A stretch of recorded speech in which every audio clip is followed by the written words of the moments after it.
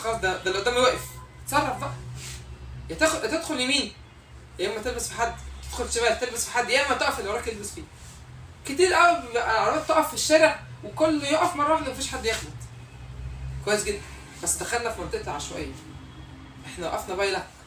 هل تضمن ان كل مره يحصل معاك الموقف ده؟ لا، تضمنش. طب نحل الموقف ده ازاي بقى؟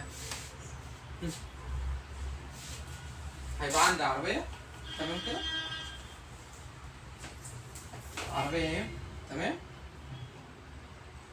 وانت جنب، وانت عربيتك اهي تمام، وادي عربيه تالته. هحل الموقف ده ازاي؟ عشان ده هيقف مفاجئ.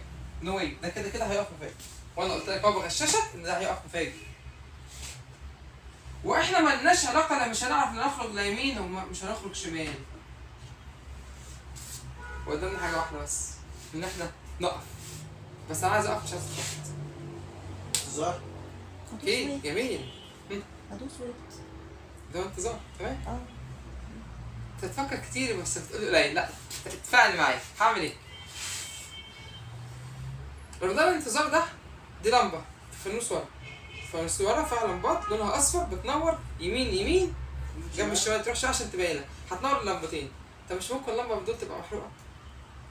ايه رايك؟ صح ولا ايه؟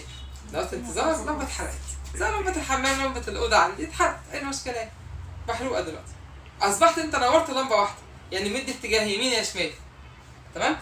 ممكن اصلا تكون مدي انتظار والعربيه بتديك انتظار جوه واللمبه اصلا فاصله بره، فاصلا انت مش مدي حاجه خالص.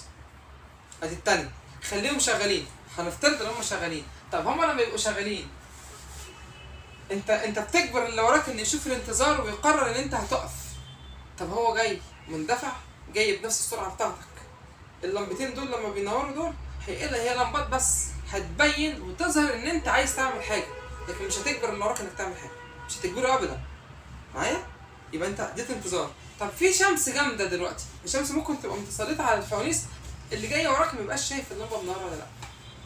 الفوانيس بتاعت الكشافات اللي ورا، الفوانيس اللي ورا لو انت مش مهتم بيهم هتلاقيهم الالوان بتاعتهم بهتت شويه. فالبهته مع ضعف اللمبه اللي جوه اللمبه بتنور بس ضعيفه، مش باينه قوي انك مدي اشاره.